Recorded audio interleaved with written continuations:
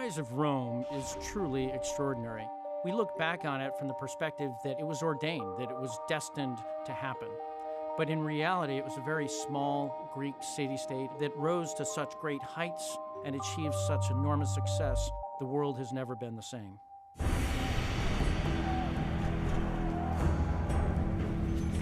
In the middle of the 3rd century BC, Rome itself was very much on the up. It wasn't a massive world power.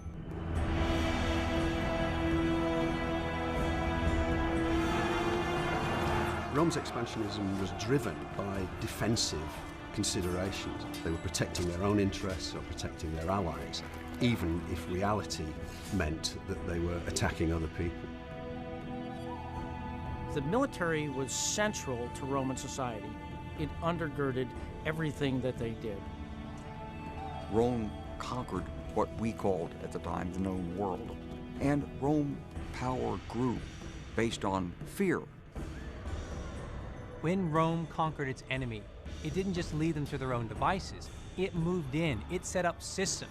There were points of inclusion, there are points of suppression, and ultimately there's a system that really worked for Rome to remain in power. Rome wants a number of things from the territories it conquers. It wants wealth, it wants glory, and it wants human capital. It wants slaves. By the 2nd and 1st centuries BC, Rome becomes the greatest slave society in the history of the ancient world. This is slavery on a massive scale, even we might say on an industrial scale. And it's affecting the lives of millions of people in the Mediterranean who are caught in the Romans' nets. They ruled the Mediterranean with their galleys at that point. And so if you came into conflict with Rome, you could count on destruction.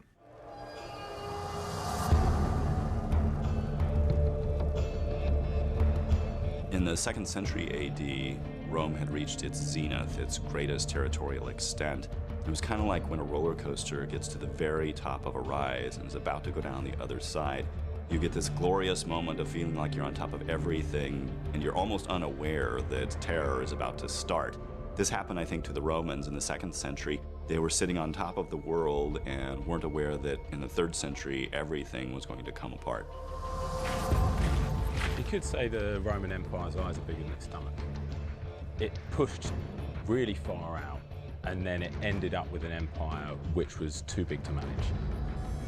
The first signs of the empire being torn apart from its very fabric is the crisis of the 3rd century. You've got revolts, you've got civil war, hyperinflation, and a string of useless emperors.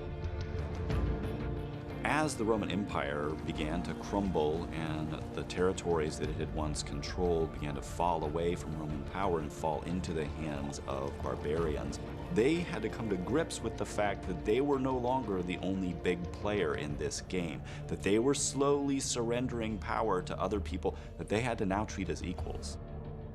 Rome was, in some senses, a victim of its own success. It had become such an incredible source of power and of wealth. It became a prize in an unending series of civil wars and political intrigues, which in the end brought about its collapse. The cost of building the kind of imperial power Rome has in the Mediterranean world were enormous. The costs on Roman society were incalculable, and the bill had to be paid.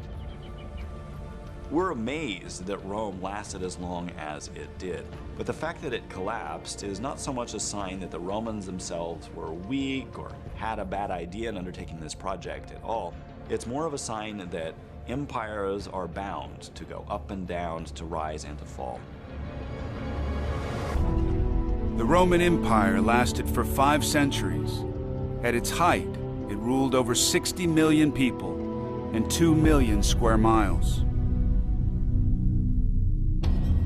As it disintegrates, barbarian tribes seize their opportunity. Angles and Saxons push into Britain. Franks sweep across Gaul, giving their name to modern France. Visigoths seize what is now Spain. When power collapses at any time, anywhere, it creates a vacuum, by definition. others come running in. Territory gets grabbed up, ideas are repudiated. The Romans learned it. We don't know who's going to be next. With the collapse of Rome, Europe reverts to a dark age of war, famine, and savagery.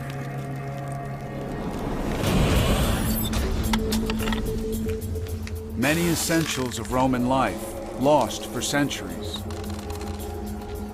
The technology to build aqueducts, the use of coins, in some areas, even writing.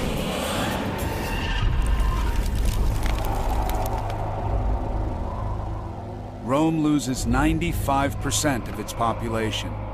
London is abandoned. The drama of Rome suggests that civilization does not progress in a straight line towards more prosperity, more order, more law, more technology. It shows us the picture of amazing things being achieved by the Greeks and the Romans, and then those things being lost again. With the fall of Rome, Europe will fragment and stay divided for 1,500 years.